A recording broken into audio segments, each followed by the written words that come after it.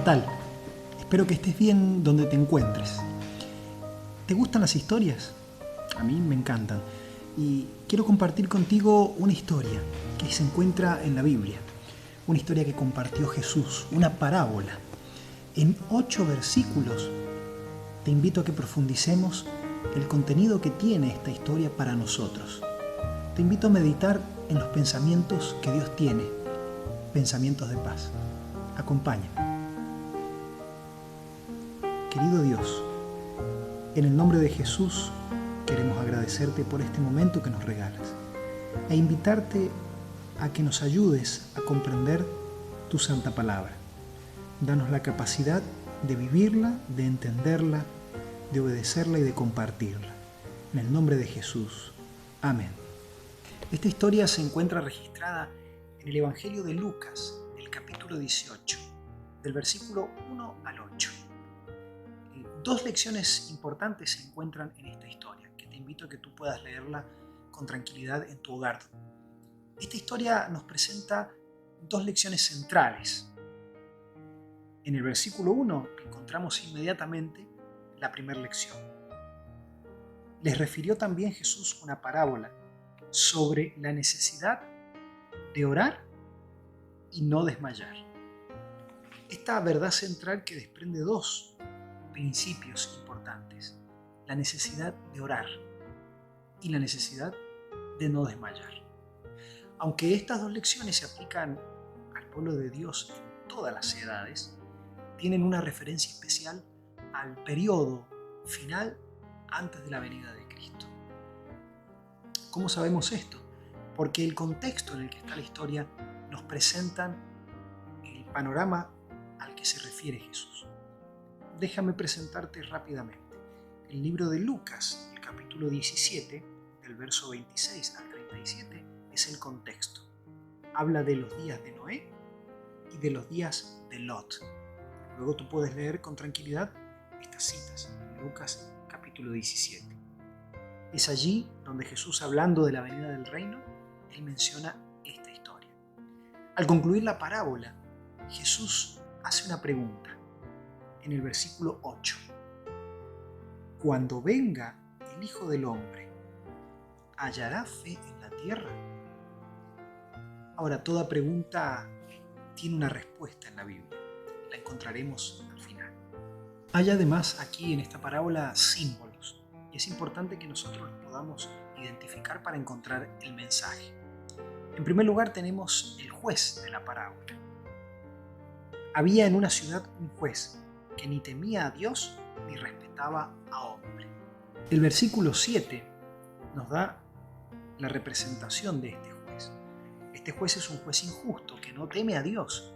Sin embargo, el versículo 7 dice: ¿y acaso Dios no hará justicia a sus escogidos que claman de día y de noche? Aquí Dios es presentado por contraste en el símbolo del juez. En varias ocasiones se presentan contrastes que nos muestran una realidad. Por ejemplo, tenemos cuando Jesús menciona: si vosotros, siendo malos, sabéis dar buenas cosas a vuestros hijos, ¿cuánto más vuestro Padre? En esta parábola se ve por contraste cómo es Dios. Así como este juez es injusto, Dios es justo. Tenemos además en la Biblia que una mujer es empleada como símbolo de la iglesia. En el libro de Efesios, en el libro de Apocalipsis, la Biblia presenta que en el lenguaje simbólico, en las historias o en las profecías, la mujer representa a la iglesia. Pero en este caso, la mujer es una viuda que ha perdido todo. En los tiempos bíblicos, la viudez era algo tremendo. Significaba perder todas las posesiones y además quedar expuesta a la miseria y a la mendicidad también. Esta viuda representa a la iglesia, que ha perdido todo. Representa a los escogidos de Dios, como lo dice el versículo 7, que claman a Él día y noche. Los estudiosos de esta parábola concluyen de que, y están de acuerdo de que esta viuda había perdido a su esposo y que probablemente el hombre haya dejado una gran deuda. la cual sus acreedores vinieron tras su muerte a confiscarle todas las posesiones a esta mujer y dejaron a la viuda totalmente desamparada. No tenía hijos, no tenía hogar, ni dineros, ni amigos. Quiero invitarte a que, si tienes un libro interesante llamado Palabra de Vida del Gran Maestro, busques en la página 130. Allí se nos dice que la mujer que suplicó justicia al juez había perdido a su marido por la muerte. Pobre y sin amigos, no tenía medios de salvar su fortuna arruinada. Podemos ver cómo esta mujer es una representación de los hijos de Dios en un tiempo donde no tendrán absolutamente nada. Nada a lo que aferrarse materialmente hablando. Incluso nada en relación a las personas, a los lazos familiares. Estarán completamente solos. Cristo describe a los elegidos como viviendo especialmente en medio del último tiempo de angustia. Así lo dice en los versículos que encontramos. En el versículo 7, el juez no hará justicia a sus escogidos que claman a él día y noche. Cristo describe a los elegidos como viviendo especialmente en medio del último tiempo de angustia. Dice el libro de Mateo capítulo 24, si aquellos días no fuesen acortados, nadie sería salvo. Mas, por causa de los escogidos, aquellos días se acortarán. Se levantarán falsos cristos, falsos profetas, y harán grandes señales y prodigios de tal manera que engañarán, si fuera posible, a los escogidos. La parábola también nos dice que vino la mujer al juez. Y el versículo 3 dice, vino por justicia. Hazme justicia, decía esta mujer. Hazme justicia de mi adversario. El verbo vino es interesante porque se traduce mejor como continuaba viniendo. El sentido del verbo se ve en el versículo 5, donde dice, no sea que viniendo de continuo me agote la paciencia. El juez estaba cansado de ver a esta mujer. Esta mujer le era molesta porque venía persistentemente, era perseverante, era insistente, no estaba dispuesta a rendirse.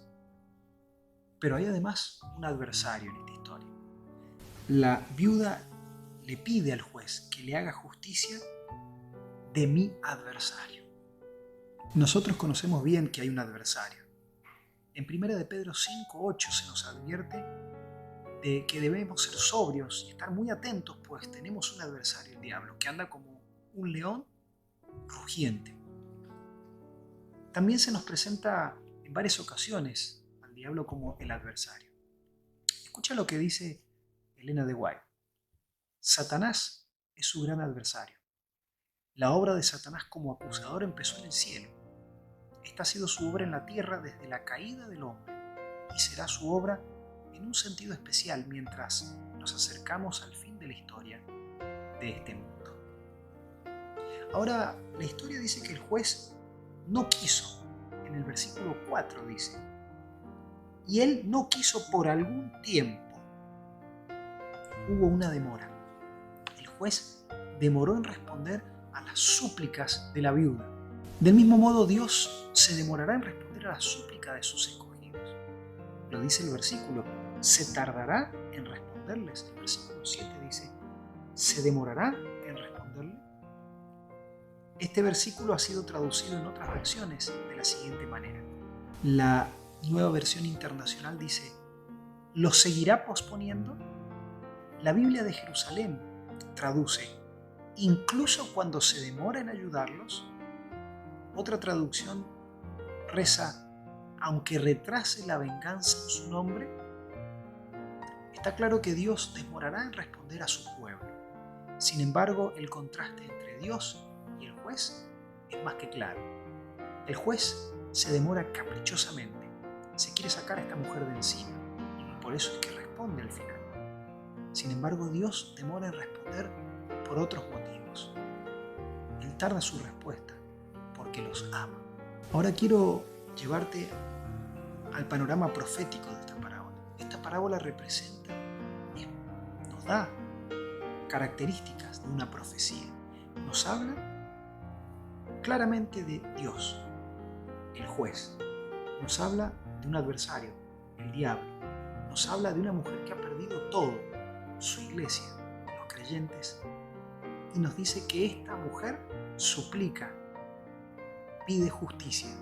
Así también nos muestra lo que pasará al final, exclusivamente en un tiempo específico. Te invito a que leas lo que dice aquí en el verso 7 de la parábola. Claman a él de día y de noche. ¿Se tardará Dios en hacerle justicia a aquellos que claman de día y de noche? La viuda representa al pueblo de Dios afligido. Escucha lo que dice el libro El conflicto de los siglos, en la página 610. Los amados de Dios pasarán días penosos, encadenados, encerrados en cárceles, sentenciados a muerte, algunos abandonados a propósito para morir de hambre y de sed, en lugares sombríos y repugnantes, en calabozos. Ningún oído humano escuchará sus lamentos, ninguna mano humana se apresurará a socorrerlos.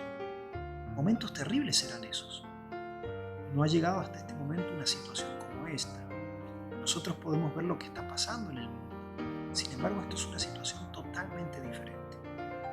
El adversario que representa a Satanás nos dice en este mismo libro que él probará hasta el extremo la confianza de los cristianos en Dios. Su fe y su firmeza serán rigurosamente probadas. Al igual que la viuda, la fe del pueblo de Dios no vacilará en los momentos finales de la historia de este mundo. Su fe no decae, ni sus oraciones, que no reciben respuesta inmediata. Aunque ellos sufren ansiedad, el terror y la angustia más desesperante, ellos no dejan de orar. Ahora bien, la expresión clamar en el versículo 7 es interesante, porque esta palabra clamar se usa en el libro de Hechos, el capítulo 8 y el versículo 7, y también se utiliza en el libro de Lucas, el capítulo 9 y el verso 38, cuando el padre de aquel niño endemoniado clama a Jesús desesperadamente. En Hechos se menciona el clamor de los demonios cuando fueron expulsados por los apóstoles. Y en Mateo 27 encontramos a Jesús clamando: Dios mío, ¿por qué me has desamparado? Esta palabra clamar implica una gran agonía, un gran sufrimiento. Estas personas claman de día y de noche. El siguiente párrafo, que se encuentra en el libro El conflicto de los siglos, en la página 614, nos muestra una razón interesante de por qué Dios demora en responder. Si los hombres tuviesen una visión del cielo, verían multitudes de ángeles poderosos alrededor de los que han guardado la palabra de la paciencia de Cristo. Con ternura y simpatía, los ángeles han presenciado la angustia de ellos, han escuchado sus oraciones, aguardan la orden de su jefe para librarlos del peligro, pero tienen que esperar un poco más. El pueblo de Dios tiene que beber de la copa y ser bautizados. La misma demora, que es tan penosa para ellos, es la mejor respuesta a sus oraciones. Mientras procuran esperar con confianza que el Señor obre, son inducidos a ejercitar su fe. Esperar y con paciencia, como nunca lo hicieron durante su experiencia religiosa anterior. Sin embargo, el tiempo de angustia será acortado por amor a los elegidos. ¿Y acaso Dios no defenderá la causa de sus escogidos que claman a él día y noche? Os digo que defenderá su causa muy pronto. Esto es interesante porque nos muestra que la demora de Dios es una demora para ayudar a sus hijos. Hay algo que Él quiere hacer en el corazón de todos los escogidos. Él quiere limpiar el corazón de algo mucho más profundo de lo que han vivido anteriormente. Qué interesante es pensar de que hoy nos lamentamos por cosas sin sentido, nos preocupamos y nos quejamos por cosas que no vale la pena quejarnos. Es por ello vital aprender ahora orar antes de la crisis final. Quiero finalizar con un pensamiento para que puedas meditar la razón por la cual tú oras, los motivos por los cuales oras. ¿Son realmente motivos que valen la pena? Escucha lo que dice. Los tiempos de apuro y angustia que nos esperan requieren una fe capaz de soportar el cansancio, la demora y el hambre. Una fe que no desmaye a pesar de las pruebas más duras. El tiempo de gracia les es concedido a todos a fin de que se preparen para aquel momento. Jacob prevaleció porque fue perseverante y resuelto. Su victoria es prueba evidente del poder de la oración importuna. Todos los que se aferren a las promesas de Dios como lo hizo Él, y que sean tan sinceros como Él lo fue, tendrán tan buen éxito como Él. Los que no están dispuestos a negarse a sí mismos, a luchar desesperadamente ante Dios y orar mucho y con empeño para obtener su bendición, no lo conseguirán. ¿Cuán pocos cristianos saben lo que es luchar con Dios? ¿Cuán pocos son los que jamás suspiraron por Dios con ardor hasta tener como intención todas las facultades del alma? Cuando las olas de indecible desesperación envuelven al suplicante, cuán raro es verle atenerse con fe inquebrantable a las promesas de Dios. Los que solo ejercitan poca fe están en mayor peligro de caer bajo el dominio de los engaños satánicos y del decreto que violentará las conciencias. Y aun en caso de soportar la prueba en el tiempo de angustia, se verán sumidos en mayor aflicción, porque no se habrán acostumbrado a confiar en Dios. Las lecciones de fe que hayan descuidado tendrán que aprenderlas bajo el terrible peso del desaliento. Deberíamos aprender ahora a conocer a Dios, poniendo a prueba sus promesas. Los ángeles toman nota de cada oración ferviente y sincera. Sería mejor sacrificar nuestros propios gustos antes que descuidar la comunión con Dios. La mayor pobreza y la más absoluta abnegación con la aprobación divina valen más que las riquezas, los honores, las comodidades y amistades sin ella. Debemos darnos tiempos para orar.